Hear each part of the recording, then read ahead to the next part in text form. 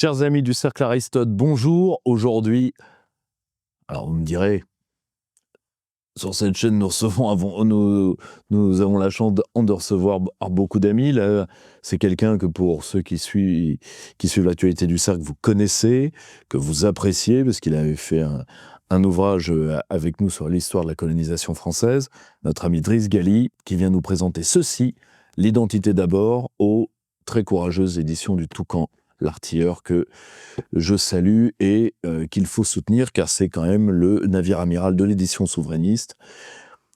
Driss, bonjour. Bonjour.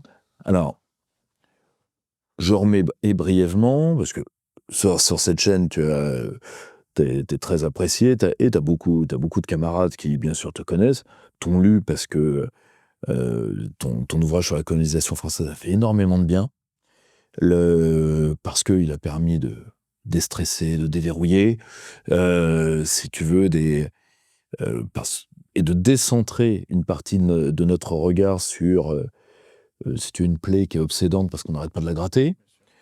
Et moi, je t'avais connu un peu avant qu'on ait la chance de travailler ensemble. Je t'avais connu sur tes écrits sur la contre-insurrection. Oui. Et vous pouvez retrouver dans les archives de la chaîne ces différentes vidéos. Et là, c'est à la fois un ouvrage d'analyse, il y a un côté cri du cœur, mais il y a un côté également expérience personnelle, si tu veux, sur le fait identitaire. Tu vois, et c'est magnifiquement sous-titré, hein, lettre ouverte d'un immigré aux Français qui ne veulent pas disparaître. Donc, comment tu en es arrivé à vouloir dire héros français, la France est tout ce qui vous reste. Si vous l'avez plus, vous disparaîtrez. Comment tu en es arrivé à prendre sur toi ça? Pourquoi l'as-tu fait? Parce que je l'ai compris. Cet ouvrage est un témoignage. Je suis comme Christophe Colomb qui découvre l'Amérique. J'ai découvert l'Amérique qui est l'identité. Pourquoi on parle d'une manière très théorique? Moi, j'ai découvert. Alors, Christophe Colomb a découvert l'Amérique et les Indiennes à poil ou à moitié à poil. Moi, j'ai découvert l'identité avec ses forces positives et ses forces négatives. Et ça m'a sauvé. C'est quand j'ai accepté ce qu'il y avait en moi de bon et de mauvais. C'est là que j'ai commencé à m'en sortir. Parce que je raconte dans le livre, j'ai vécu une dépression d'une dizaine d'années qui était pour moi une sentence de mort. J'étais condamné à mort. J'ai vécu dans le couloir de la mort pendant 10 ans.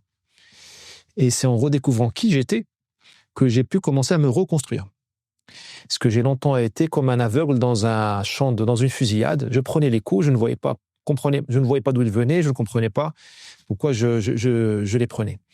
Et donc dans ce livre, je dis aux Français, il y a une recette. Il y a une recette pour avoir une chance de réussir dans la vie, c'est être soi-même, se pardonner et en faire quelque chose. Nous sommes dans la civilisation de la paresse, c'est-à-dire que la victime s'érige en victime, le fort s'érige en fort, et ainsi de suite. Et il y a une espèce de côté statique. Je dis aux gens, vous pouvez agir, mais vous pourrez agir sur votre vie. Vous devez agir, vous pourrez agir sur votre vie qu'une fois que vous savez qui vous êtes. Et si vous ne savez pas qui vous êtes, il vous arrivera ce qui m'est arrivé, c'est-à-dire vous effondrer. Parce que l'âme humaine, et les religions l'ont très bien compris, l'âme humaine elle est pas forcément verticalisée. Elle est faite pour être horizontale. Elle est faite pour se coucher, pour se soumettre à la dépression, aux tentations de l'argent, au découragement, à la paresse, à la soumission. Nous sommes des esclaves en puissance. L'être humain a plus été esclave, captif qu'autre chose. Et le blanc d'abord, hein. Il n'y a pas que le noir ou les slaves d'Ukraine. Hein.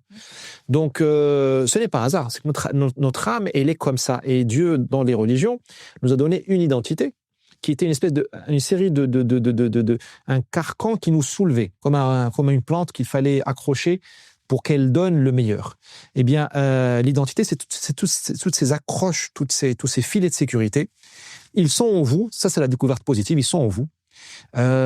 Chacun a la sienne. Moi, le Marocain, j'ai la mienne. Vous, les Français, vous avez la vôtre. Vous passez, ce sera mon dernier mot, vous passez votre temps à l'oublier, voire à la ridiculiser depuis 40 ans, 50 ans, alors que c'est la planche de salut. Ce n'est pas la technologie qui va vous sauver, ce n'est pas l'Europe, ce n'est pas l'argent, ce n'est pas le sexe. Je n'ai rien contre tout ça, mais pas principe. Mais c'est vous-même. Il y a un pétrole en vous, il y a un trésor enfoui en vous. L'identité, c'est le pétrole du futur. Mais il faut savoir le découvrir. Et c'est tout un chemin. Ce n'est pas un chemin de croix, mais c'est un chemin. C'est un effort sur soi, et je pense que c'est incontournable. Parce que moi, ce que j'aime dans ton propos, qui rejoint par certains côtés un auteur que j'aime beaucoup, qui est d'ailleurs un des amis du Cercle, qui est Philippe Forget, qui a écrit un ouvrage sur l'obsession identitaire, où il dit le problème, c'est que l'identité est une notion qui, quand beaucoup de gens en parlent, ils la mutilent, c'est-à-dire qu'ils voient l'identité comme uniquement le passé, qui ne sert qu'à s'opposer à ce qu'on n'aime pas dans le présent, alors que l'identité, c'est un projet. C'est un donné, bien sûr, mais c'est un donné dont on fait quelque chose. Et c'est la leçon extraordinairement optimiste de ton livre. Ce qui est, tu vois, comment toi tu observes la dénationalisation française? Qu'est-ce qui, toi, t'a toujours fait tiquer? Et tu as beaucoup voyagé, tu as vu beaucoup de peuples, tu connais les peuples d'Amérique latine, les peuples d'Afrique du Nord, etc. Qu'est-ce qui vraiment fait tiquer dans la dénationalisation française, où on se dit, oui, ils ont un truc quand même, ils s'aiment pas, ça se sent. Comment tu le vois, toi? Et comment tu l'expliques d'un certain côté? Alors, il y a un malheur identitaire en France. Le malheur français, il existe, les gens ne sont pas heureux. Ce n'est pas un malheur économique, technique, scientifique, agricole. C'est d'abord un malheur identitaire. Les Français se sont oubliés eux-mêmes. Donc, ils ont oublié leurs avantages et leurs inconvénients. C'est un peuple ici, nous sommes un peuple d'ingénieurs qui font des grandes choses. La France, c'est Eiffel, c'est Lesseps, c'est Vauban. Ce n'est pas la Startup Nation. Nous ne sommes pas un pays capitaliste au sens libéral. Nous ne sommes pas un pays de start-up. Donc, M. Macron, qui nous dit, avec lui des Français, derrière lui des millions de Français qui ont cru à la Startup Nation, c'est un mirage. Nous sommes un pays du partenariat public-privé. Nous sommes le pays du Concorde, du Mirage, du TGV, des grandes choses compliquées faites par des polytechniciens, mais qui sont magnifiques et qui marchent. Nous sommes les Français, ce que j'appelle l'oubli de soi. Nous sommes le pays du travail. Nous ne sommes pas le pays des 35 heures. La France, c'est le pays parce que la France n'a pas de pétrole. La France, ce n'est pas la Russie. Il n'y a pas des terres rares. C'est pas le Congo. C'est pas le Brésil. Ce n'est pas les États-Unis. La France est un pays beau, mais relativement doté de manière médiocre. Il n'y avait même pas assez de charbon en France par rapport aux Allemands, rappelons-nous. C'est un pays du travail. La France a été faite par le travail acharné de nos anciens, voir les paysages de la France rurale. Comment avons-nous accepté de devenir le pays de l'anti-travail? Du travail triste. Je ne dis pas que c'est un pays de paresseux, mais nous avons désacralisé le travail et nous l'avons rendu quelque chose de toxique. Ce chômage de longue durée, cette espèce de culture de la retraite à 18 ans. Enfin, je pense que dans notre jeunesse, il y a une espèce de mythe de la retraite à 18 ans. Je les vois, ils ont 18 ans, ils manifestent pour la retraite à 60 ans. Mais moi, à 18 ans, je pensais mon premier Playboy a été acheté par une action commando. Par parachute digne de Massu ou de Bijard. Je m'intéressais à ça, je ne m'intéressais pas à savoir quel âge j'allais partir à la retraite. Enfin, voilà, la France, c'est l'hôpital public. L'hôpital public à Autun. L'hôpital public au fin fond de la Bretagne, où il y a 4 accouchements par semaine. C'est-à-dire un hôpital public qui n'est pas rentable. Mais c'est ça la France. Nous ne sommes pas un pays capitaliste. Nous ne sommes pas un pays sur un tableur Excel. Nous sommes le pays où on admet au nom du service public, on admet une certaine inefficacité, mais un service public d'excellence. C'est pas l'hôpital où on attend 12 heures aux urgences. C'est plus la France. Et ça, c'est pas des immigrés qui ont fait ça. Ce sont des Français de souche qui ont défoncé leur hôpital public. Ils l'ont défoncé. Ce n'est pas, je m'excuse, Olivier Véran n'est pas marocain, Madame Buzyn n'est pas algérienne, on est d'accord. Monsieur, voilà, j'oublie les noms, Douste Blazy n'est pas congolais. C'est les Français qui ont détruit leur pays. Enfin, oui, on peut le dire. Donc, d'où vient l'oubli de soi? Évidemment, l'oubli de soi, c'est tout l'aspect immigration, identité, on va dire mainstream, enfin, telle qu'elle est comprise par le mainstream, c'est-à-dire l'islamisation du pays. La France n'est pas le pays des kebabs. Bon sang de... J'étais à rue Mouffetard hier ou avant-hier, des kebabs partout, mais c'est une honte. Les gens ne viennent pas à Paris pour voir des kebabs. Ils viennent pour voir Amélie Poulain, Brigitte Bardot. Donnez-leur ça. Enfin, je ne sais pas, il y a le Panthéon. Les mecs qui mettent des kebabs ou des panini ou des pizzas. Non, il ne faut pas être réactionnaire dans le formol, mais il y a quand même des choses. Saint-Michel, tout ça, vous avez une espèce d'oubli de soi, de Starbucksisation des Champs-Élysées. McDo sur les champs, mais c'est une honte. Moi, je suis maire de Paris, il n'y a pas de McDo sur les champs. Et je m'en fous, si les Américains cassent mon visa aux États-Unis, j'y vais pas. C'est un oubli de soi. Les primaires au parti, au UMP, LR, on sait américain. D'ailleurs, l'immigration de masse est une américanisation.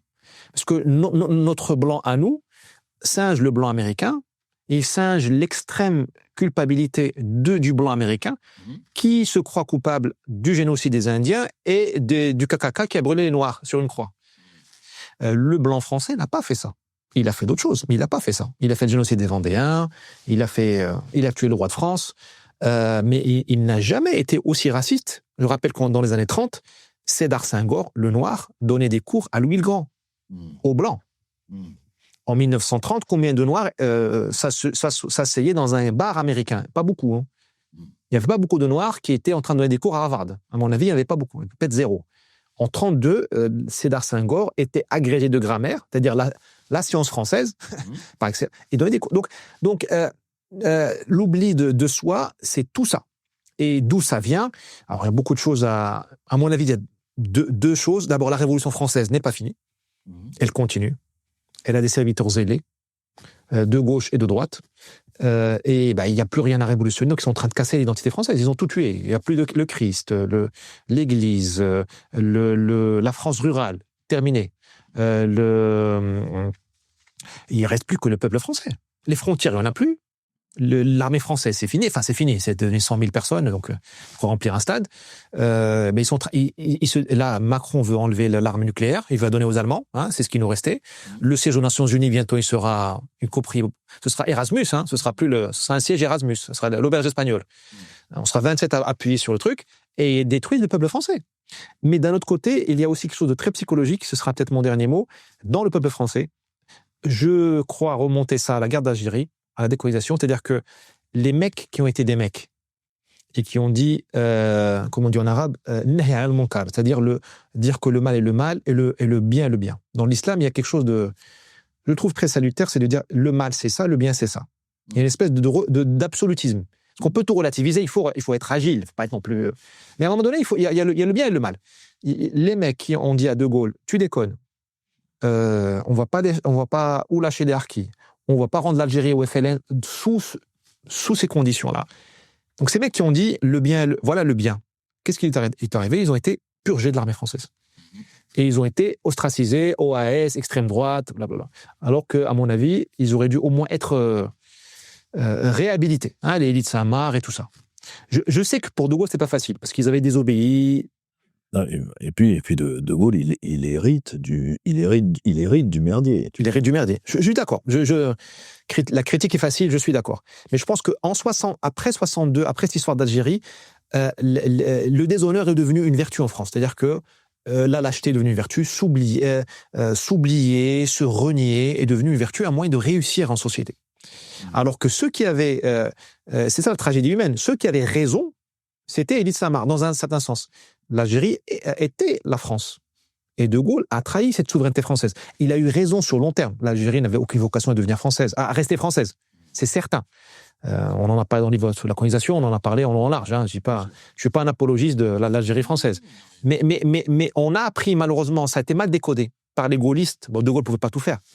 Mais par les gaullistes derrière et par la France derrière, de dire attention, ils ont pas respecté la loi, ils ont désobéi, mais il y avait du bon là-dedans. Et on pourrait aller même sur Vichy. Je marche sur des œufs. Mais dans Vichy, quand on regarde, il y a eu tout un côté horrible de Vichy, mais vous avez un côté dans Vichy qui était extrêmement, j'oserais le terme, d'intéressant, voire de vertueux. Vous avez des résistants dans Vichy. Bien sûr. Dans Vichy. Bien sûr. Il y avait des gens qui ont joué les deux tableaux, notamment un réseau qui s'appelait Atlantique, je crois, qui était dans Vichy et qui renseignait les Anglais et les Américains depuis Vichy. Bien sûr. Vous aviez une partie de l'armée française qui a, le livre sur Gallulan, c'est connu à ce propos, vous avez l'armée française vichiste a caché des officiers juifs. en sens ça. Et quand elle n'était plus capable de les cacher, elle les a envoyés au Maroc pour continuer à renseigner, et elle les a payés quand même. Hein. Donc, c'est l'armée quand même du Vichy qui a fait les décrets contre tout ça. Donc, tout ça, il fallait le décoder. Malheureusement, on a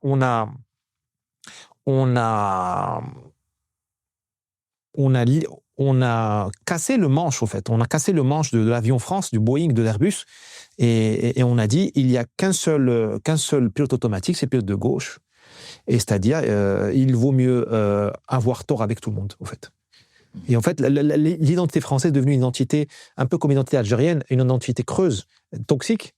C'est-à-dire une entité, pour avoir la paix, il vaut mieux avoir tort avec tout le monde.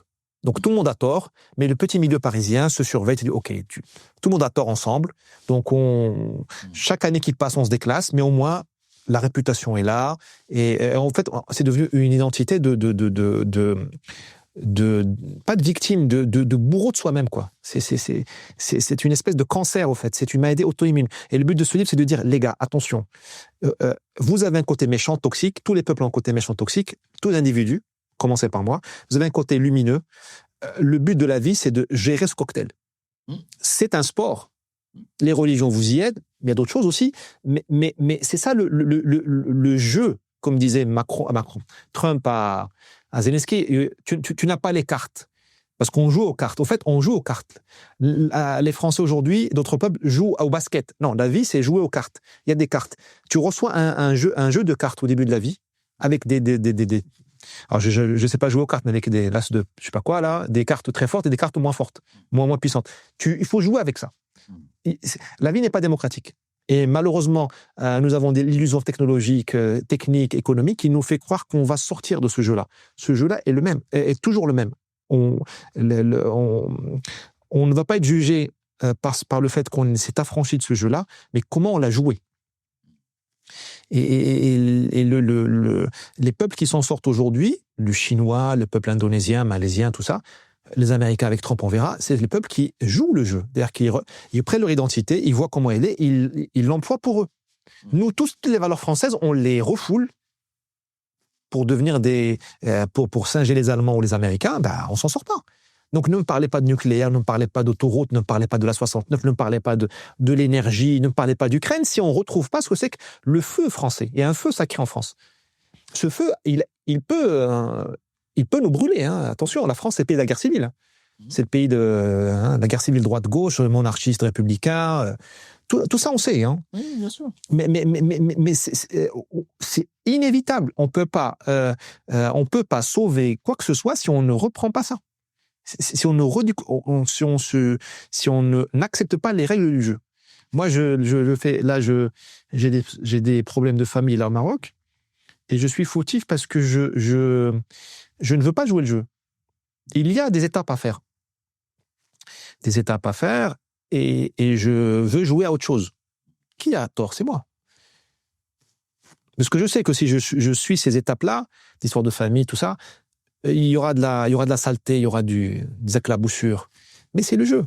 Et c'est exactement ce qu'évite aujourd'hui le peuple français. Il évite de regarder cette identité-là et de se salir là-dedans. Donc je suis européen, je suis américain, je suis mondialiste, je suis je sais pas quoi. C'est de la foutaise. Oui, tout plutôt que d'être soi, oui. Oui, parce que être soi, on n'est pas beau forcément. C'est Dorian Gray. On est se voir devant, on n'est pas beau, et puis la lumière éblouit, c'est dur.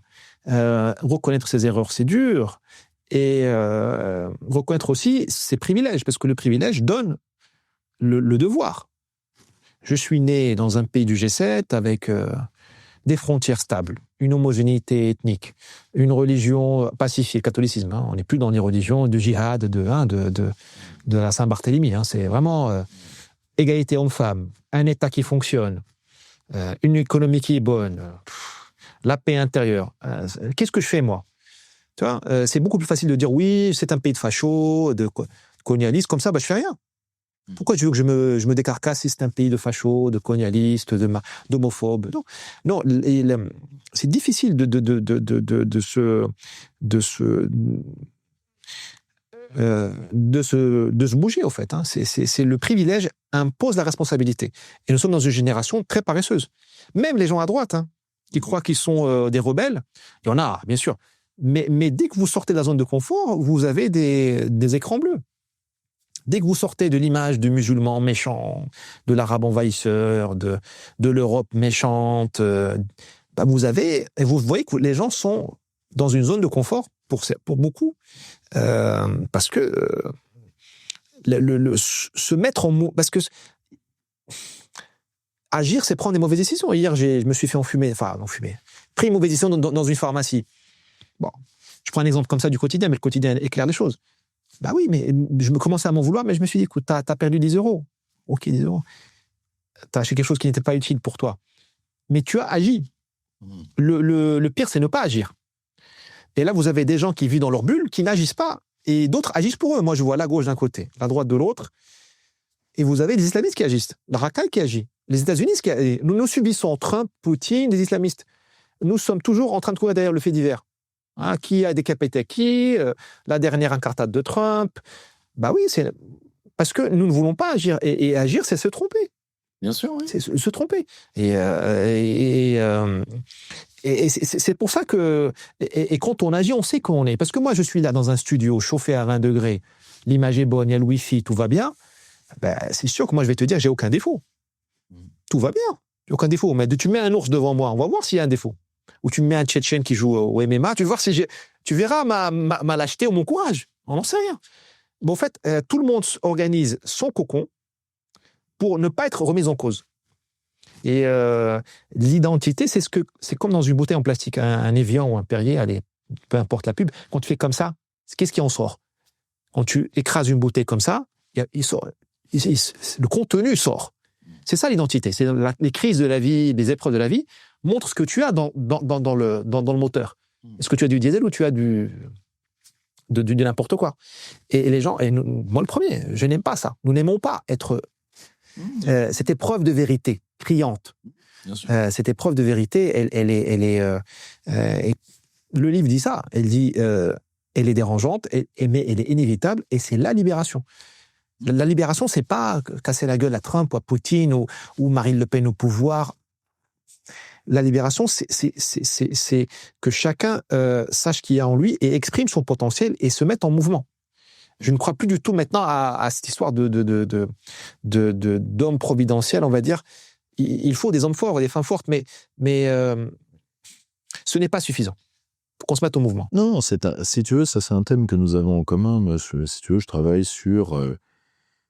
Moi, c'est si tu veux, tous les travaux que le cercle fait depuis... sous mon impulsion depuis maintenant plusieurs années, portent sur la crise anthropologique. Pour si tu veux, qui est un thème qu'on me reproche, parce qu'on me reproche non pas d'en faire le seul thème, parce qu'on reçoit quand même beaucoup de gens, et on travaille sur beaucoup de choses, mais d'y revenir. Parce que, si tu veux, moi je parle beaucoup de la liberté à travers le visage de la souveraineté, parce qu'on parle de ce qui nous manque. Tu vois, moi, si tu veux, je suis blanc, français, de culture catholique, hétérosexuel, et je le vis très très bien. Et je l'ai toujours très bien vécu. Un jour, un identitaire d'extrême droite, qui comme beaucoup de cette espèce-là ne peut pas m'encadrer, me dit « Mais toi, tu as eu la chance de t'enraciner. » J'ai eu la chance de m'enraciner dans une région détruite économiquement. Moulinex, c'était chez moi, avec une agriculture en train de crever, des villages quasi vides. Non, je me suis enraciné. J'ai pas eu la chance d'eux. Mais... tu vois, le gros problème, c'est de faire des hommes capables de vivre la liberté. C'est vrai. Ça, si tu veux, et là, pour le coup, le nationalisme français, parce que moi, si tu veux, on me dit tu ne devrais pas utiliser le terme, pourquoi? Pourquoi pas? Or, si tu veux, le nationalisme français a un vrai défi devant lui, c'est qu'avant, le nationalisme français reposait sur l'anthropologie française, faite de millénaires de paysannerie. Donc, on avait des mecs qui étaient épais à gérer. Là, on va prendre des mecs qui ont des physiques d'animateurs de Canal+, grosse tête, petit corps, épaule de serpent. Donc, il va falloir les rendre épais. C'est un tout autre problème. Nous n'avons jamais eu à le faire. Tu vois? Et ça, la question, c'est... alors tu me diras, on n'est pas les premiers. Moi, tu vois, on n'est pas totalement les premiers. Je veux dire, quand Deng Xiaoping prend la Chine, c'est un pays qui a un siècle à se coucher par terre et à se massacrer. D'accord ? Quand Poutine prend la Russie, il prend un peuple qu'aujourd'hui on pense que les Russes ils mettent 3 chaussures parce qu'ils ont 3 pieds, tu vois. Alors non mais c'est vrai, tu vois, t'écoutes des trucs. Moi, tu vois, moi j'écoute LCI, je me fais une culture et donc si tu veux mais maintenant je sais que les Russes, tu vois, qu'un Russe, tu lui refuses la priorité dans le verre de vodka dans un bar, il sort de on sait pas où une machine à laver, et te l'écrase dans la gueule, tu vois. Ah oui, c'est normal, il l'a dépioté à l'intérieur pour faire des missiles, donc il faut bien qu'il utilise la carlingue, il te la met dans la gueule. Le problème, c'est que c'est le même peuple qui a vendu 1 million de jeunes filles russes dans les bordels, sous Larry Yeltsin. Et c'est ce peuple-là que Poutine prend. 1 million. 1 million. Incroyable. 1 million. Rediscipline, et ça te donne le peuple russe qui est là. Ça a mis 25 ans. Ce qui est déjà relativement court à l'état de l'histoire. Or, si tu veux, c'est le gros problème, c'est, si tu veux, ça me permet, je te rends la parole dans une seconde, hein, mais c'est je pense, moi, c'est parce que moi, si tu veux, je focalise une partie de mes analyses sur l'ennemi extérieur, mais uniquement à titre tactique. Toi, c'est comme quand tu es dans une bagarre de rue, il y a un mec qui te tient, il y a un mec qui te tabasse, le mec dont tu dois te débarrasser, c'est le mec qui te tient. Parce que sinon, l'autre va t'achever, c'est sûr, tu vois. Or, moi, si tu veux, le déclin nous tabasse et les autres nous tiennent. Donc moi, ce que je veux, c'est que les autres me lâchent pour que je puisse au moins avoir une chance d'affronter mon propre déclin. Tu vois ce que je veux dire ? Or, la question, c'est que, tu vois, toi, tu as fait un véritable, effort sur toi pour pouvoir te sortir de ça. Oui. Or, C'est le choix, c'était ça ou la mort. Oui, mais justement, tu vois, justement, à titre collectif, si tu veux, comment pour toi ça peut avoir lieu ? Parce que, alors bon, t'as une partie nihiliste dans toute population qui va te dire le travail ou la mort, la mort. Ok, d'accord. Bon. Au moins, tu me diras, ça va être vite réglé. Tu vois, parce que l'avantage de la mort, c'est quand tu l'appelles, elle vient. Tu vois, elle finit toujours par venir. Mais comment tu vois la prise de conscience possible, potentielle ou incertaine de la partie saine ? Comment tu vois ça, toi ? Ça dépend des élites, au fait, des élites nouvelles, au fait. Nous sommes malades nous avons 2 maladies, au fait. Nous avons 3 maladies. Nous avons l'oubli de soi, qui est un oubli collectif, droite, gauche, riche, pauvre, breton, corse, alsacien. Nous avons la maladie qui s'appelle l'extrême gauche, qui est une maladie française. On crève d'extrême gauche. Et cette extrême gauche n'a aucune limite. Elle n'a plus aucune. L'extrême droite n'est pas la limite de l'extrême gauche. L'extrême droite est un enfant de cœur devant l'extrême gauche. Le jour où l'extrême droite aura un journal, une télévision et des éditeurs et une université, je n'ai pas dit 10, on en reparlera. Notre extrême droite, elle est de témoignage. Donc l'extrême gauche, elle a carte blanche. Donc, elle pourrit la gauche respectable. Elle fait peur à tous les Français. Tu vois les antifas, les Black Blocs. Ouais, je connais la faune. Ouais, c'est en fait. Il dit, moi, je préfère fermer ma gueule. Je dois rester chez moi. Et nous disait 3 maladies et nous sommes malades du manque En fait, nos élites ont abdiqué et ça a été remplacé par des petits hommes, des petites femmes, des technocrates, voilà, on ne pas les citer. Des petits mecs. Des petits mecs. Donc, s'il y a une chance, c'est à mon avis, c'est de renouvellement de ces élites. Renouvellement de ces élites qui sera absolu. J'en suis arrivé à ce point, qui sera dans la crise, voire dans le sang. Parce que les élites que nous avons aujourd'hui sont nées avant la honte. Vous voyez, le gouvernement français, ce sont tous j'essaie de prendre des termes pas vulgaires, ce sont tous des assez dur, hein. Comme on dit en portugais, c'est fin de feira, la fin de la foire, la fin du marché hebdomadaire là, de légumes, c'est les légumes de 3e catégorie. Et on te les remet sur l'étagère, hein. C'est des légumes pas défraîchis, on va dire. C'est pas le premier choix. Ils sont là. Et donc, moi, je suis devenu assez tragique. Je pense qu'il y aura un choc Et il y aura des nouvelles élites, des hommes et des femmes, qui vont qui vont faire une grande hygiène, une grande purge, comme dans le béton. Ils vont réinjecter du bon ciment, parce que à tous les niveaux, nous sommes pourris. Je parle des élites, mais en fait, au milieu et en bas, on est pourris. On est pourris de partout. Donc, il faut, ce que j'appelle dans le livre, il faut sortir les enfoirés, qui sont ces médiocres ambitieux, qui te disent que le voile est parfaitement contre la République, qui te disent que l'hôpital, 12 heures d'attente, c'est bien, qui t'obligent à porter le masque et le vaccin pendant le Covid, on ne va pas oublier. Non, on ne va pas oublier, non. Voilà, qui te disent que l'agriculture française doit mourir, qui te disent qu'il faut des zones à faible émission en ville, qui te disent que Samuel Paty n'a bien cherché, qui te disent que le nucléaire, c'est pas bon, qui te disent qu'une femme battue, comme Shahinaz qui se fait brûler par son mec à Mérignac, ce sont ces enfoirés qui n'ont pas voulu prendre sa plainte. Ah, on est là, on est en bas, on n'est pas chez... Oui, bien sûr. Pas les users. Ce sont ces comment dirais-je, ces maires, ces conseillers municipaux qui prennent des votes des clientélistes de banlieue qui te disent il n'y a pas de problème de clientélisme en France. Voilà, c'est tout ça. Pour que ça change, il faut que tout le monde ait peur, comme pendant le Covid. Que tout le monde ait peur. Et là, on aura un renouvellement des élites. Ça se passera très mal. J'en suis à ça. Je pense que le déclic, c'est le renouvellement des élites parce que tu as des problèmes qui sont, comment dirais-je, tu as des monstres dans la salle. Tu as l'extrême gauche, tu as un monstre. Comment tu veux régler ça de manière... C'est pas des mecs gentils qui vont nous aider. C'est pas des mecs... Je vois de Villepin, il est gentil. C'est le genre de gars avec qui on a envie de prendre un brouillis ou un pique, c'est un loup dans un bar et fumer des cigares. C'est pas des mecs comme ça. On a besoin de mecs un peu fous, un peu radicaux, comme Trump, comme Musk, comme Bukele, qui tapent du poing sur la table. Alors, c'est pas très beau, mais c'est pas de la faute. Non, mais c'est, si tu veux, mieux... Comme disait Golda Meir, je préfère vos reproches à vos condoléances. Exactement, tout à fait. Et c'est derrière ces gens-là qu'il y aura une cohorte de gens bien qui vont suivre. Comme De Gaulle en 40, c'était un extrémiste. Il était condamné à mort. Oui, tout à fait. C'était un facho, un extrémiste, un traître à la patrie. Heureusement qu'il a pas suivi le mainstream. Oui, voilà.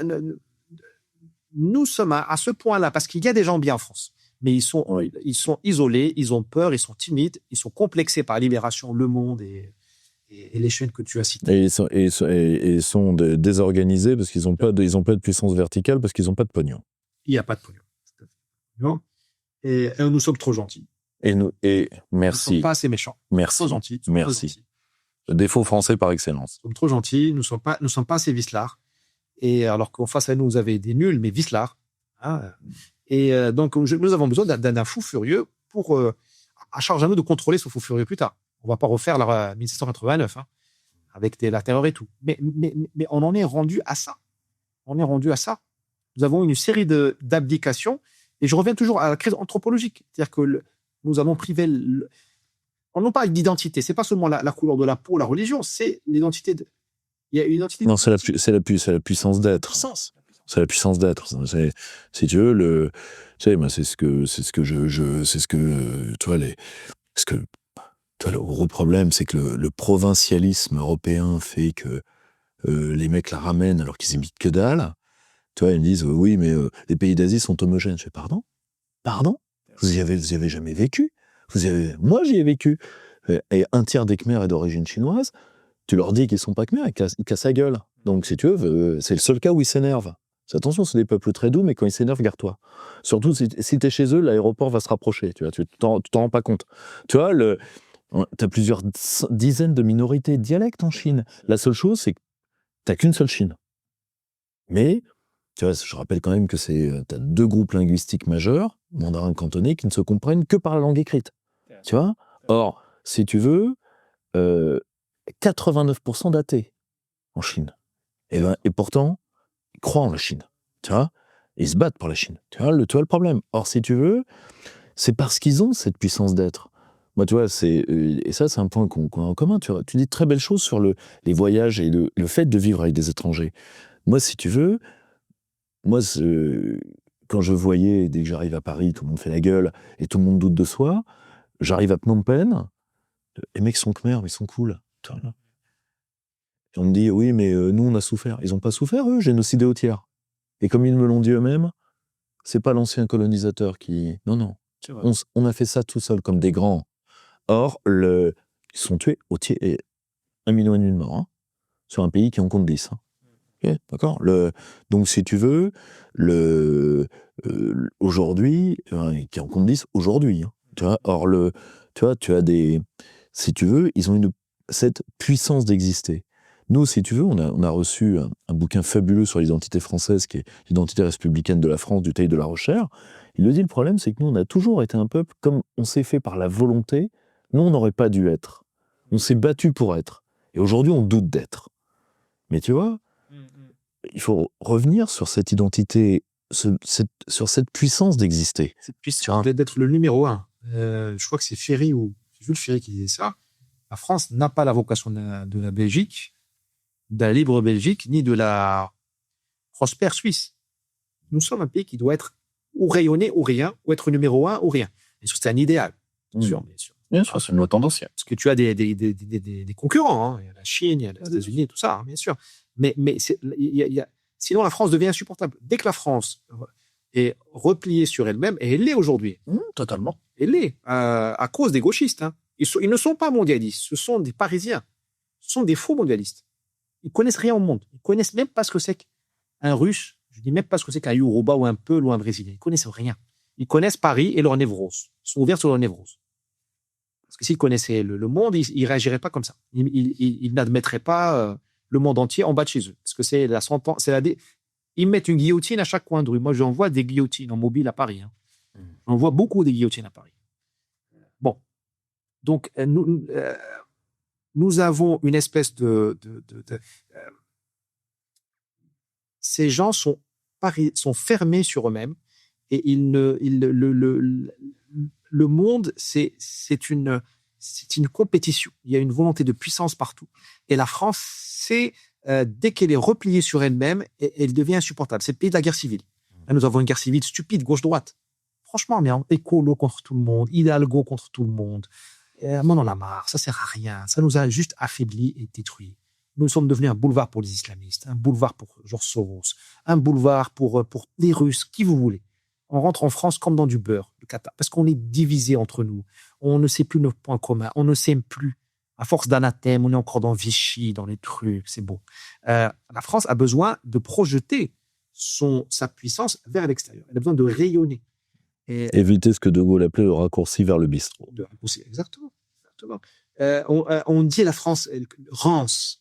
Ben oui, ça sent mauvais en France aujourd'hui, parce qu'il faut ouvrir les fenêtres, il faut aérer, il faut regarder au loin. Nous avons été splendides lorsque nous avons été injustes, c'est-à-dire lorsque nous avons colonisé. La France était merveilleuse. Paris était la ville lumière quand on était en train de casser la gueule aux Kabyles et aux Marocains et aux Indochinois. Je ne mets plus dedans, parce que c'est mes grands-parents à qui on a cassé la gueule, mes grands-parents. Mais Paris, c'est quand Lyautey était en train de s'installer au Maroc que la France était au maximum. Parce que Lyautey le disait, je n'invente rien, il disait, je préfère prendre les Français monarchistes, républicains, Dreyfusards, les mettre ensemble à Oran pour casser la gueule aux tribus rebelles, que des avoir en France dans une garnison en train de s'engueuler entre eux. Est-ce que ce que disait Saint-Exupéry, leur donner une tour à faire ensemble? Exactement. Saint-Exupéry. La crème de la crème de l'esprit français. Donc, moi, je pense qu'on a besoin de cette... Les Américains sont pareils. Ils ont besoin de cette puissance. Sinon, les Américains, vous les laissez entre eux, les Noirs bouffent les Blancs et les Blancs bouffent les Noirs. Il faut voir le niveau de délirante. Il y a un contentieux, mais insoluble. Vous voyez dans le noir américain, bien sûr, j'essentialise, vous voyez la colère, il y a une colère froide dans le blanc américain, dans le noir américain. Et vous avez dans le blanc américain soit cette espèce de repentance parce que il porte sur lui le KKK, soit vous avez cette espèce il ne verra jamais dans le noir américain son frère. Donc il a besoin de quoi? Ces deux ont besoin de quoi? De consommer beaucoup et de faire la guerre beaucoup. Ils ont besoin d'un Saddam Hussein tous les 10 ans pour éviter de se bouffer de temps. Parce que vous avez vu Black Lives Matter. Bien sûr. Ils ont brûlé le Minnesota, ils ont brûlé je sais pas quoi. Bien sûr. Tout ça. T'as des tas de peuples qui sont dans l'impérialisme juste parce que à la maison avec Bobonne 10 minutes, ils fracassent tout. Et là, nous sommes trop sur nous-mêmes. L'Europe n'est pas à notre taille.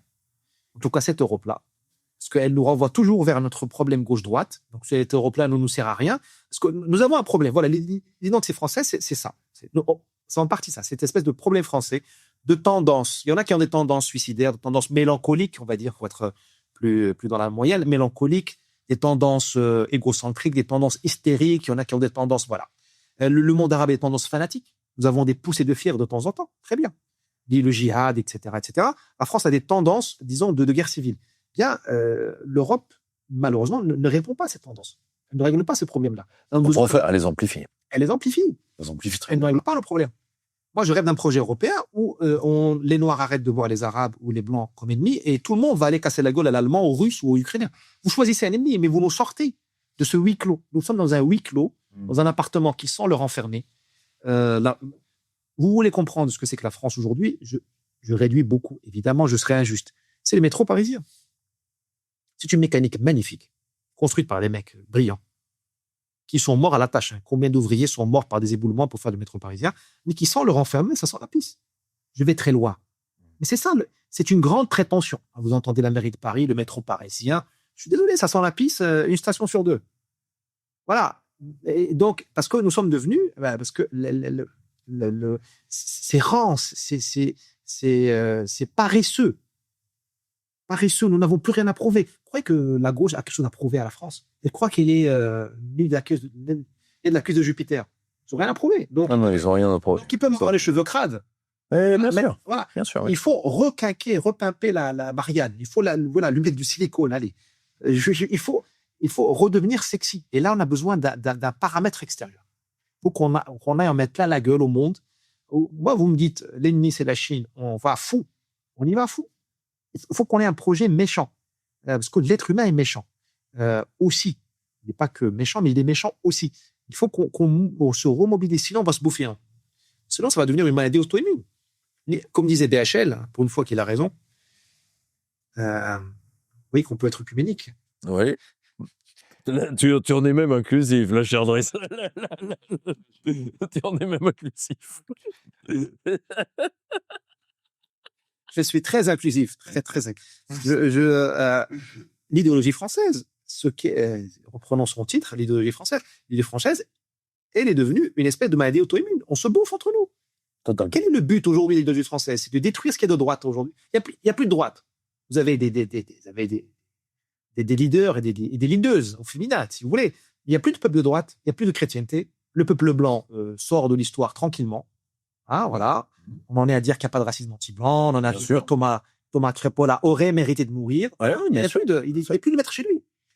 Il n'a même plus le droit d'exercer les droits de l'homme s'appliquent à tout le monde sauf à lui. Bien sûr.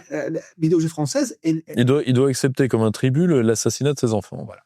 Le syndrome Lola Thomas. Si c'est ça, c'est la démocratie, je me demande ce que c'est que la tyrannie. Oui, ça demande un effort hors d'imagination. Ouais, je te l'accorde bien volontiers. Ouais. Ça, l'état de droit, si c'est l'état de droit où Thomas se fait planter, Lola se fait planter, Philippine se fait violer, planter, Enzo, Timothée...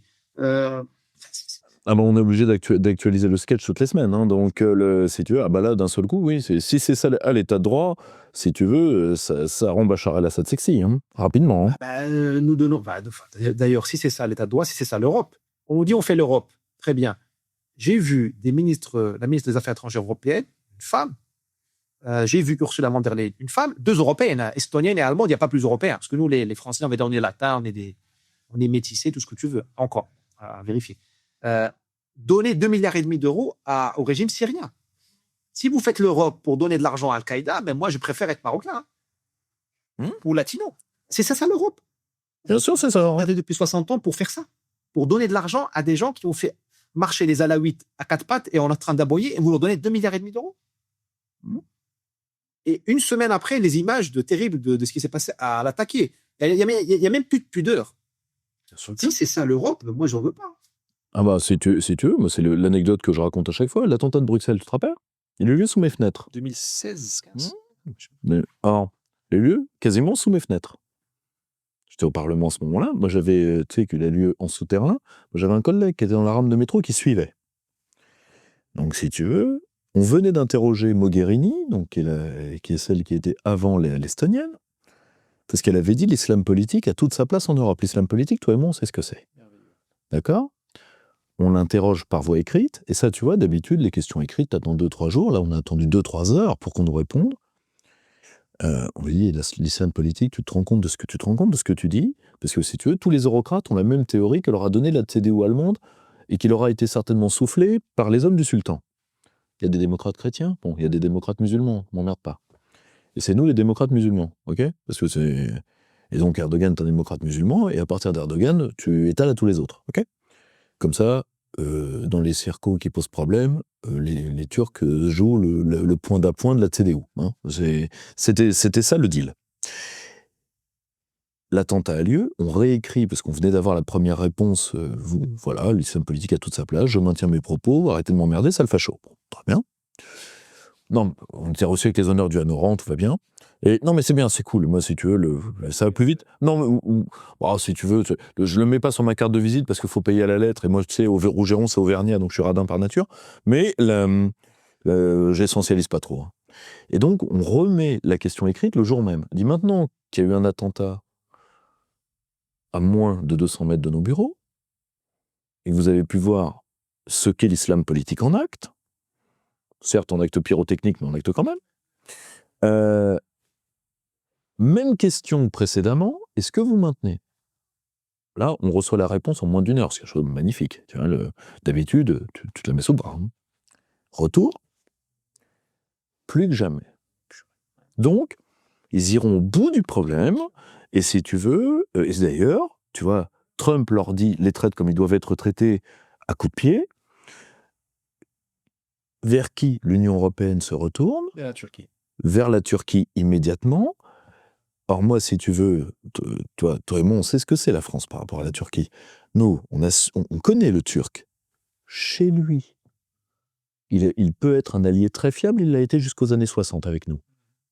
Chez lui. Là, on le veut chez nous. Tu vois la différence, tu vois. C'est pas François Ier, quand il tend la main à Souleymane le Magnifique, il tend la main à distance. Il ne l'invite pas à venir camper. Là, tu vois, l'eurocratie, c'est ça. C'est-à-dire que, tu sais, moi, quand j'étais en face des eurocrates, ils ont une double certitude.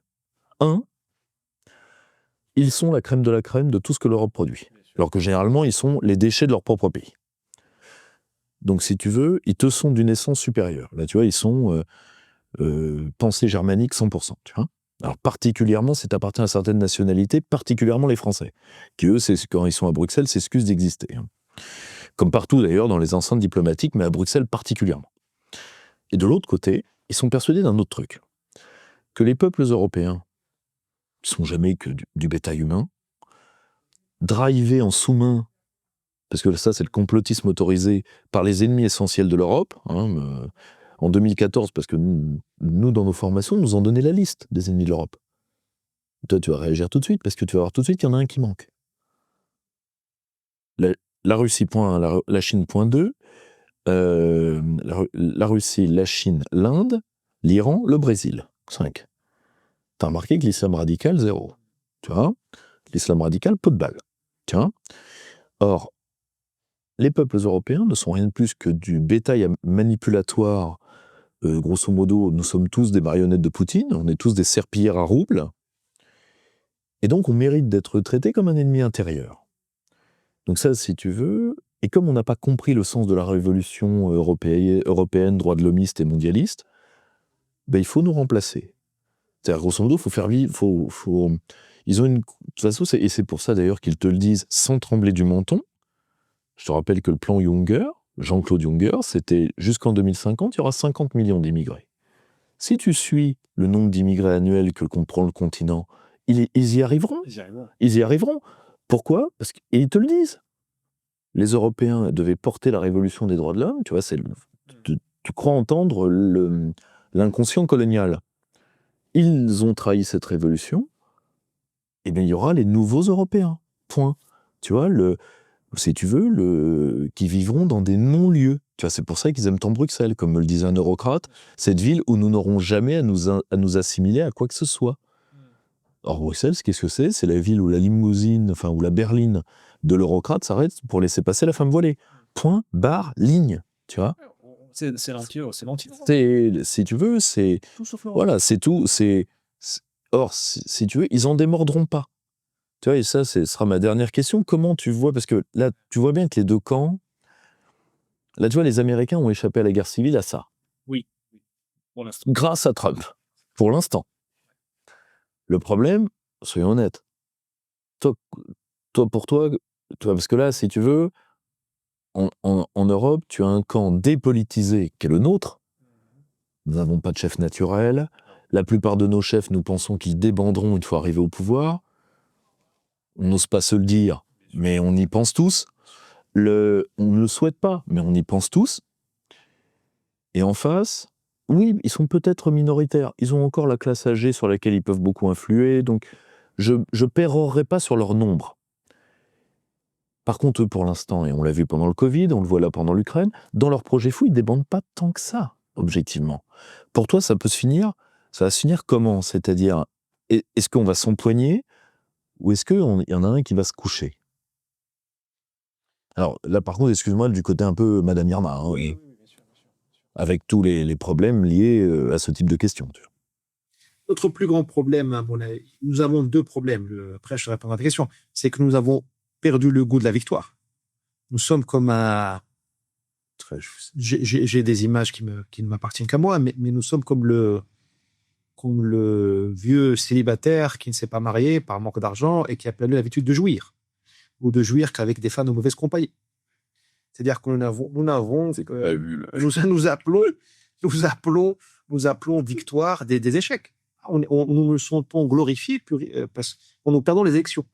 On sait pas, on s'est pas compromis avec l'extrême gauche. Nous n'avons pas truc.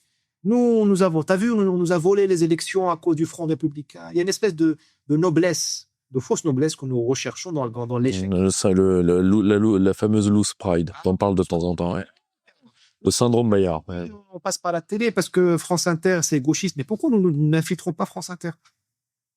L'école appartient à la gauche. Maintenant, on nous dit l'école appartient aux islamistes. Mais pourquoi elle n'appartient pas à droite? On n'est pas foutu. On est plus bête qu'un islamiste qui arrive à infiltrer, avec sa barbe, l'école, le centre de formation des maîtres, la magistrature, bientôt la police, j'en suis sûr, dans 5 ans, vous aurez un poste qui est infiltré par l'islamiste. Et nous, de droite, de souche, on va dire en guillemets, on n'arrive pas à infiltrer ça. C'est qu'on est bête. Hein.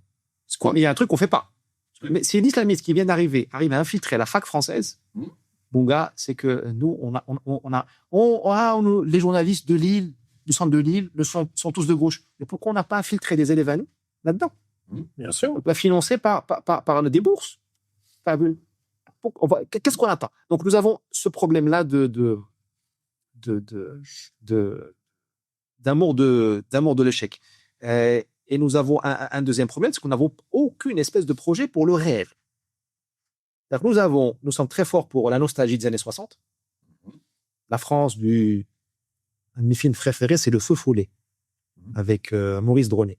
La France, c'est en noir et blanc, les années 60, la mini-jupe, la brasserie libre, les années yéyé, les anciens de l'Algérie, l'insouciance, le chômage à zéro, pas un arabe, pas un noir. Ça n'existe plus, cette France.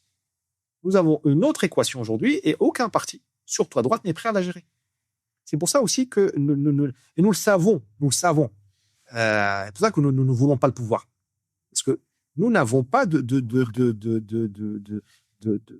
théorie pour les deux peuples que nous avons chez nous. Chez nous en Espagne, chez nous en Italie, parce que j'étais à Rome, le Colisée romain est encerclé par les migrants subsahariens. Donc vous avez une deuxième invasion de Rome. Enfin, 2 fois les barbares à Rome. Il faut le voir. Le peuple italien n'est pas le peuple français. Il n'a pas été féminisé par la République et par l'Église. Eux, ils ont réussi quand même à garder une certaine virilité napolitaine. Et bien même le Colisée est entouré par des subsahariens. Donc nous avons 2 peuples en Espagne, 2 peuples en Allemagne, 2 peuples en Suède. Il n'y a aucun parti politique qui dit comment on va gérer ça. Parce que d'abord, il faut travailler pour cette question-là. On est d'accord. Et il faut se faire beaucoup d'ennemis. Comme moi, je dis ça à la droite, on montrait d'islamo-gauchistes. T'es fou. Ouais, t'en fais pas, je connais. Ouais. Voilà. Ouais, ça va nous sortir d'une zone de confort. Ouais, on va sortir de la République vers l'Empire. Tu ne vas pas faire cohabiter un Somalien de Suède avec une Suédoise de Suède qui donne des ordres à son mari sans changer la gouvernance. Si tu as l'égalité, tu es foutu. Ce que je te dis, hein, le Somalien va bouffer la Suédoise. Oui, ça c'est sûr. Je vais reformuler. Certains Somaliens vont prendre le pouvoir politique sur la Suédoise, hein, pour éviter la Suédoise. Là, tu vois, tu as flirté avec la censure, je sais pas, mais avec les tribunaux, c'est certain. Exactement. Ben, on est obligé. Mais c'est pas moi qui aurais dû dire ça. C'est les mecs qui ont l'immunité parlementaire qui doivent dire ça.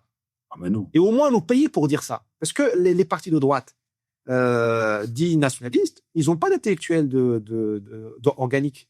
Ils sont dans leur marmelade budgétaire et tout va bien, mais c'est nous qui faisons le boulot. Alors c'est à eux de faire le boulot. C'est à eux d'avoir leur maison d'édition, leur libraire, leur chaîne de télévision, leur think tank, leurs journaux papier. Tout ça, je nomme des fantômes. Il n'y a pas. Donc je reviens. Donc vous avez aujourd'hui. Donc moi, j'appelle de mes voeux une nouvelle gouvernance en Europe. On fait une place à ce peuple immigré qui est là. Parce qu'on ne va pas remigrer tout le monde. La rémigration est impossible. Mais moi, je n'ai pas envie d'aller à la CPI me faire juger pour crime de guerre. Donc, mais ceux qui vont la faire, faites-la. Enfin, c'est votre problème. Mais moi, je pense que il faut qu'il y ait une approche humaniste. Galula, hein, qui nous a permis de nous connaître, était un humaniste. Hein. Il y a une violence humaniste, il y a un changement politique humaniste. Donc, je dis juste, nous n'avons pas de projet qui permette de créer cette Europe de demain où le peuple européen de souche ou assimilé, le peuple français de souche assimilé, a le dernier mot. Moi, je crains que continue comme ça, le peuple de souche est assimilé, parce qu'il y a beaucoup d'Arabes qui sont assimilés, beaucoup de Noirs qui sont assimilés. Bien sûr. Je crains qu'ils soient les dindons de la farce avec les Blancs de souche, C'est sûr. qui vont se soumettre. C'est sûr. Voilà. C'est sûr. Donc, c'est sûr. moi, l'enjeu pour moi aujourd'hui, ce n'est pas de revenir à la France des années 60, qui était magnifique, qui était la France que mon père a connue quand il est arrivé en 56, la France du cinéma magnifique français qui est indépassable des années 60-70. Moi, mon enjeu aujourd'hui, c'est comment on fait gérer les deux identités concurrentes qu'il y a en France et comment on maintient l'hégémonie de l'identité française. Nous sommes d'accord. Voilà. Mais alors, moi, Trump, il a plein de défauts, mais au moins, il a réussi à mettre un Cubain aux affaires étrangères, un Indien d'Inde au FBI, une Hawaïenne bouddhiste, hindouiste au renseignement. J'en oublie. Il a mis... peu importe. Il y a quelqu'un d'autre encore issu des minorités. Pambondi, les Siciliennes, mais bon, la ministre de la Justice. Lui, il est en train de gérer le melting pot américain, les identités américaines. Il la gère par le corollaire nécessaire de la souveraineté qu'est l'allégeance. L'allégeance et la puissance. Et la puissance. Il leur dit, les mecs, le Cubain, il sera jamais d'accord avec la Sicilienne, ni avec l'Indien d'Inde, en tout cas compte des problèmes culturels. Bien sûr. Il leur dit, mais on va casser la gueule aux Européens, ensemble. Toi au FBI, toi aux affaires étrangères, toi au renseignement. On va aller enlever à ces Français, à ces Anglais, à ces Allemands, le pognon qu'ils vont mettre qu'ils ne donnent pas à l'OTAN. Voilà. Et moi, je pense que nous avons besoin tant qu'il n'y a pas ce projet-là qui est révolutionnaire, que moi je trouve fascinant. Nous devons créer un empire chez nous. Nous devons créer un empire chez nous. À moins de faire la remigration. Là, on revient aux années 60. Okay. Avec tout le drame humanitaire qu'il y a derrière. Donc on n'a pas fait ces choses-là. Donc, on est habitué à la loose. Et on ne travaille pas assez. On n'est pas assez ambitieux. Donc, nous allons courir derrière les événements. Il y aura un grand événement, je ne sais pas lequel, et qui va nous mettre les uns contre les autres. Voilà ce qui nous attend. Et ce sera le mot de la fin. Dans ma vie, je vis ça. Dans ma vie, je dis dans le livre, chacun a une question. Tous, nous avons la même question. C'est quelle est ton identité et jusqu'où es-tu prêt à l'assumer? Pensons à nos amis homosexuels. Pendant longtemps, ils n'ont pas voulu assumer l'homosexualité. Aujourd'hui, c'est beaucoup plus facile. Je dis tant mieux. Toi, chacun a un coming out à faire. Qu'est-ce que je suis? Qui est Pierre-Yves Rougeon? Qui est Driss? Et jusqu'où ira Driss ou Pierre-Yves pour vivre leur identité dans leur projet, leur désir? Mais il y a d'autres questions qui sont très personnelles, qui sont la mienne n'est pas la tienne. Et là-dedans, oui, chacun a une question qui lui appartient et qui est propre. Comme disait l'Artegui, chaque homme est une guerre civile. Chaque homme, exactement. Chaque homme est et cette question-là, il faut qu'on la comment dirais-je? Moi, dans ma vie, cette question-là, c'est une de mes questions qui nous sont vraiment propres à moi. C'est qui est le leader de ta vie?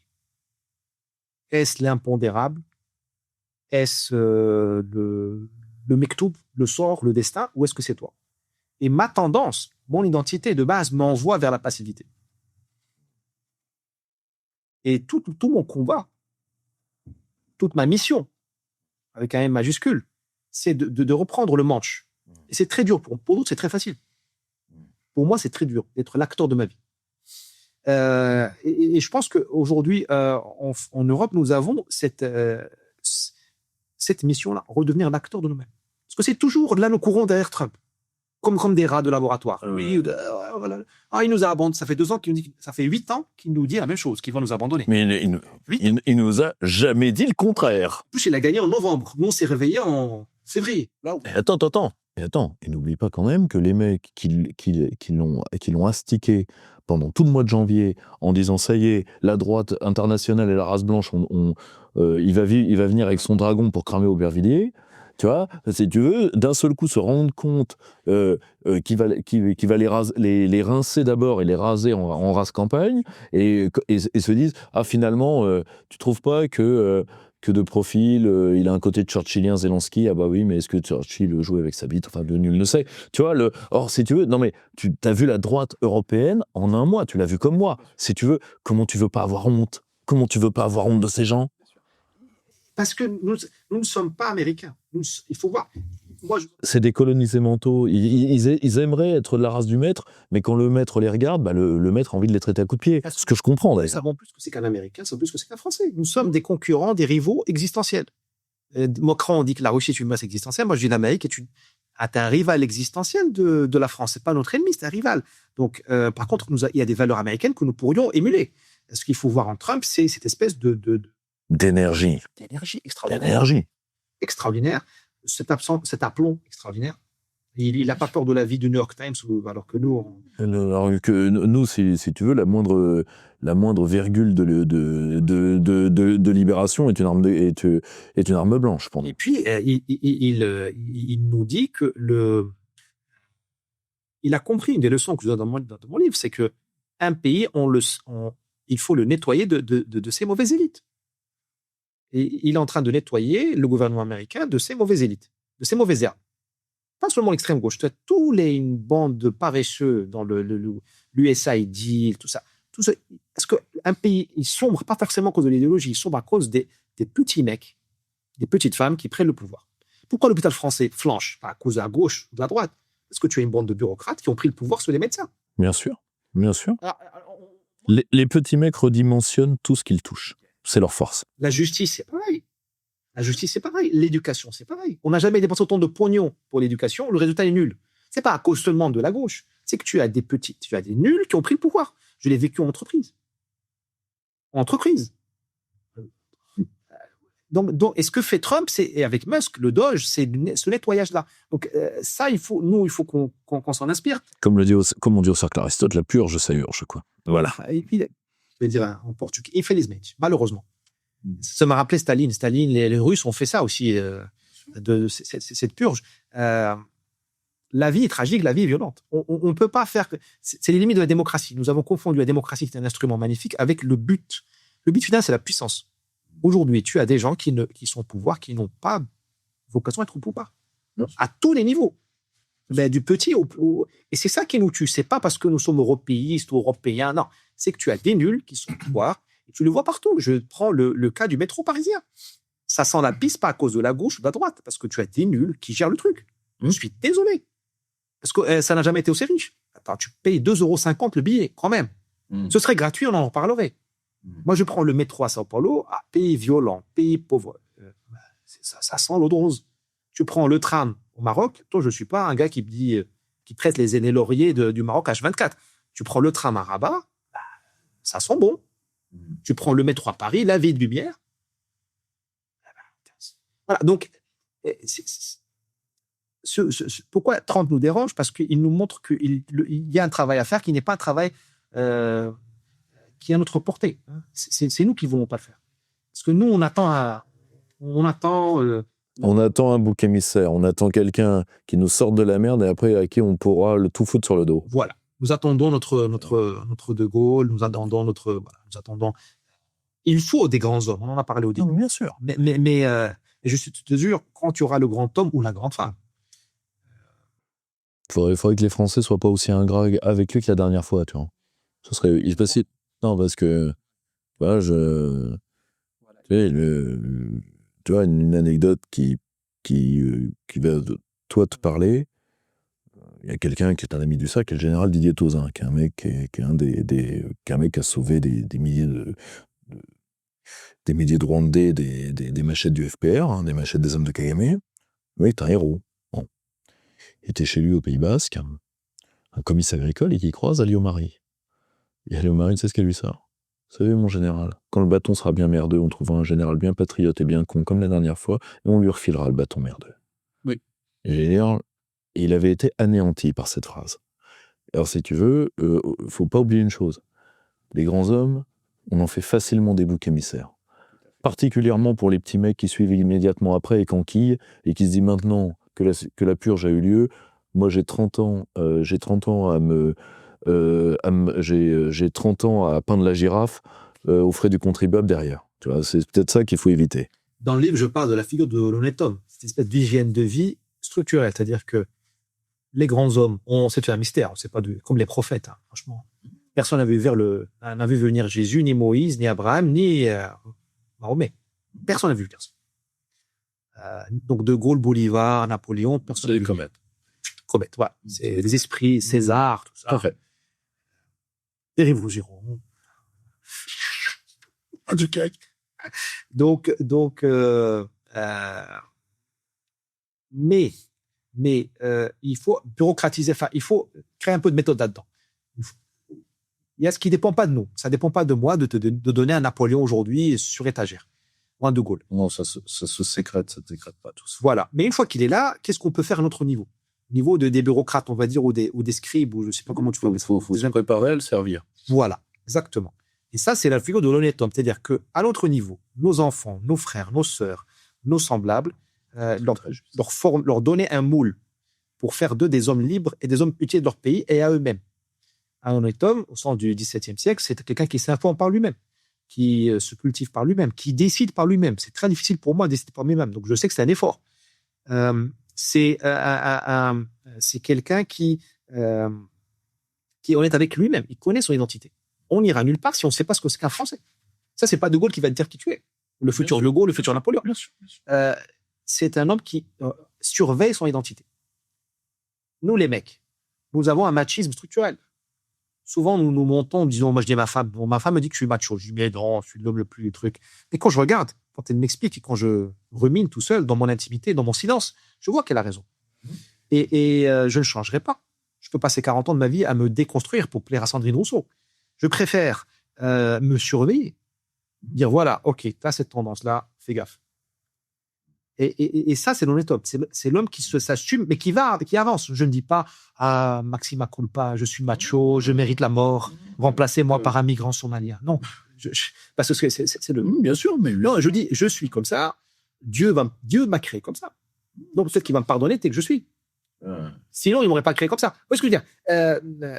Nous avons accepté, encore je viens de faire des ennemis. Nous avons accepté l'homosexualité. Tant mieux. Acceptons nos défauts. Il y a juste 40 ans, l'homosexualité, c'était le bannissement moral. Tant mieux, nous l'avons accepté. Acceptons que nous ayons des défauts et faisons quelque chose avec. Surveillons cette identité. C'est ce que fait l'honnête homme. Je pense que c'est le moyen pour nous de renforcer le béton. J'ai vu récemment au Maroc, là, j'ai vu un toit en train de tomber. L'acier est devenu, tu le touches, ça s'effrite. C'est exact. Aujourd'hui, il faut refaire le béton. Il faut réinjecter c'est l'honnête homme, c'est l'idéal de l'honnête homme. C'est ça le dur qu'il faut aujourd'hui. Et l'architecte, on attend qu'il se. L'événement va nous livrer. De toute façon. Oui, bien sûr. Il sortira. Là, on est dans comment dire en mauvais anglais, on est dans le business as usual. Là, c'est pas le fonctionnement de l'Assemblée nationale ou du CAC 40 ou de l'Europe qui va nous sortir quelqu'un hors du rang. Impossible. Là, tu vois les chaînes d'information, tu vois. Impossible, si tu veux. Le moule est fait pour des Gabriel. Voilà. Le système est fait pour qu'il soit éliminé au premier tour. Et donc, il faut que le système bouge. Ça dépend pas de nous. Mais il bougera. Parce que. On vit pas en apesanteur éternellement. Quelqu'un disait récemment, ça m'a échappé. Peu importe. On maîtrise la nature en s'y soumettant. Newton, c'est François Bert, écrit un excellent livre sur le discernement. François Bert, enseigne les J'ai un jeunes. ami. Ouais, c'est très bien. Newton a conçu la théorie là, de la gravité. Ah, pardon. Elon Musk transporte des hommes vers la Lune et bientôt vers Mars en prenant en considération la gravité. Il crée des forces contre la gravité. Donc, on ne peut pas aller contre la nature. La nature va nous livrer elle va nous donner elle va s'imposer à nous. C'est à nous de l'accompagner. Or, le problème que nous faisons avec les idéologies de droite comme de gauche, c'est que nous nous mettons à la place de Dieu. Nous n'avons pas créé ce nouvel ordre. Il va sortir. C'est comme un volcan, il va exploser. Mon rôle à moi, c'est d'accompagner. Comme le fait le paysan indonésien qui utilise la lave pour... voilà, c'est juste ça. Ce qui est à la base l'art du gouvernement, hein, si tu veux, c'est suivre le courant. Hein. Enfin, c'est de profiter du courant. Tout à fait. Et nous passons notre vie à renier notre nature. Les écologistes devraient lire mon livre et devraient être leur petit livre rouge ou rose. Un côté LGBT dans cette... Oui, c'est vrai que je disais aussi ce sublime dégradé, me rappeler quelque chose maintenant, que maintenant... Oui, voilà, je te l'ai dit que tu étais plus inclusif que ce que tu crois. La convergence des luttes, l'intersectionnalité, là, il faut accepter la nature telle qu'elle est. L'identité des hommes forts, des femmes fortes, accepter que chacun revienne à sa place dans l'inaudible. Il faut que chacun revienne à sa place. Quand tu vois Napoléon, tu le suis. Tu dis pas je suis Napoléon. Oui, nous sommes d'accord. Et quand tu vois un Peul ou un Yoruba ou un Russe, tu dis je l'aime parce qu'il est Peul, Yoruba ou Russe. Je ne dis pas je l'aime parce que c'est un homme comme un autre. Il n'y a pas d'homme comme un autre. Il n'y a pas d'identité générique. Il faut les mettre dans la diversité. Les bobos parisiens ne connaissent pas la diversité parce qu'ils voient des bobos partout. Il n'y a pas de bobo au Nigeria, il n'y a pas de bobo en Russie, il n'y a pas de bobo à Sao Paulo, il n'y a pas de bobo à Alger. Hein. Non. Tu as des Algériens, des Yoruba, des peuples. Tu vois, ils vivent sur le sentier de Gabriel Attal, quoi. C'est-à-dire quelqu'un qui a vécu dans 10 km² dans toute sa vie, quoi. Tout à fait. Qui a vécu sur une ligne de métro, en fait, grosso modo. Exactement. Il ramène le Bien sûr. Ils retaillent, comme tous les petits mecs, ils retaillent le monde à leur dimension. Ils ne s'élèveront pas aux dimensions du problème. Jamais. Alors que nous avons découvert l'Amérique, quand même. Et l'Amérique, c'est-à-dire la diversité du monde, hein, la première fois que l'Europe découvre, elle a fait 600 ans. Et Freud, Lacan, Jung, que j'aime beaucoup, que je ne comprends pas toujours, mais j'aime beaucoup, ont découvert l'Amérique intérieure. L'immensité du continent intérieur. Et nous avons des élites qui ignorent tout ça. Comment tu peux dire aux parents de Lola que c'est un fait divers? Ou comment tu peux dire aux Français, ouais, Lola, Philippines, c'est un fait divers, circulaire, il n'y a rien à voir. Et, la violence, elle fait un avant et un après. Regarde le 7 octobre. Le changement tectonique dans le monde au 7 octobre. L'onde de choc du 7 octobre, elle a résonné même en Indonésie. Parce que la violence, c'est un langage universel qui touche l'inconscient de l'être humain et ça fait changer les positions idéologiques, tout ça. Et là, nous avons des chefs qui ignorent la richesse intérieure que nous avons. Et les Français ne bougeront pas tant que cette richesse intérieure les Français sombrent aujourd'hui parce que cette richesse intérieure, elle est ignorée. On leur dit, vous êtes des Américains ou des Allemands. Résultat, on a vendu Alstom, parce qu'on est américain. Donc, on vend des trucs, on fait des M&A. On a vendu ça. Vous êtes des Allemands. Résultat, on a pris on est devenu des nazis. En fait, je ne savais pas, mais on a gagné on a envoyé la France en 40. Je ne savais pas. La Russie en 41. Parce qu'on a nazifié les Français à cause de... Bien sûr, on a, si tu veux, en faisant des crimes de l'Allemagne, les crimes de toute l'Europe de l'Ouest, comme disait le penseur politique Michel Pinton, vous voulez nous condamner, nous, en tant que Français, pour les crimes d'hommes que nos pères ont pendus. Exactement. Voilà.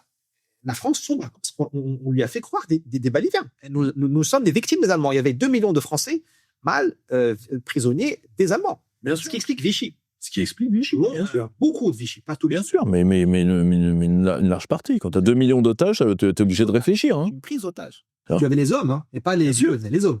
Bien sûr. Tu sais, on tôle en Allemagne. Donc, tu donnes, tu transiges. Je ne t'excuse pas, Vichy, mais j'explique. Bien sûr.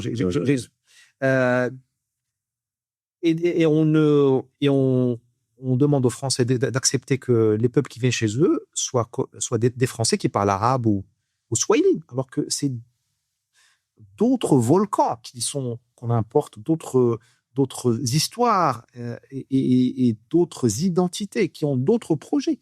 Le projet du Somalien, du Yéménite, ou du Tchétchène ou du Kosovar n'est pas le projet du Parisien. Et les deux sont respectables. Ibn Khaldun le disait. Enfin, tu as des peuples de guerre, des peuples de civilisation, de villes. Et les peuples qui sont nés pour payer les impôts, et les peuples qui sont nés pour faire la guerre. Et qui pour ramasser l'impôt. Voilà. Donc, et c'est tout le quiproquo, en fait, de notre époque. Nous n'avons jamais été aussi informés, mais aussi mal informés. Surtout. Et bon, maintenant, le coup est parti. Maintenant, on a fait tellement de bêtises qu'on va pas. Comme tout à l'heure, avant de se voir, je t'ai dit, j'attends l'appel de mon avocat, je crois qu'on a commis une bêtise. J'ai dit, on a commis une bêtise. J'ai pas dit, c'est la faute des autres. Tous les Français ont commis une bêtise, l'immigration de masse et l'oubli de soi. Tout le monde a accepté. Maintenant, OK, on va gérer. Et je te dis, il faut qu'on invente une solution. Tu vois, c'est exactement ça le moment aujourd'hui. Il faut qu'on accepte qu'on a commis une faute et qu'il faut qu'on invente une solution qui ne soit pas le suicide. Hein, qu'on soit pas. Moi, je t'ai dit, je vais pas me flageller parce que j'ai oublié un délai judiciaire ou quoi que ce soit. Je ne vais pas étrangler mon avocat. Je l'adore. Mais il y a une erreur, probablement. Et le moment est celui-là. Le moment est un moment de vérité, mais de vérité, d'enthousiasme, de vérité, d'action. L'époque qui va arriver va être réellement... elle fait peur, mais elle est aussi fascinante. Nous avons des solutions à inventer. C'est vraiment une époque de poètes, d'artistes, d'hommes forts. On va sortir enfin des open space minables, je retire, des open space déprimants de la défense. Le coworking est fini. L'homme de l'open space est fini. Le PowerPoint est fini. Les problèmes qui nous arrivent dessus ne sont pas des problèmes pour les hommes, pour les managers. C'est la fin de l'ère du manager.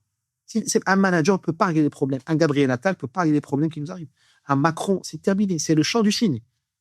Donc, c'est un homme Lyoté, un grand colonialiste, un grand monarchiste aussi, un grand sénateur de la Troisième République, homosexuel, paraît-il.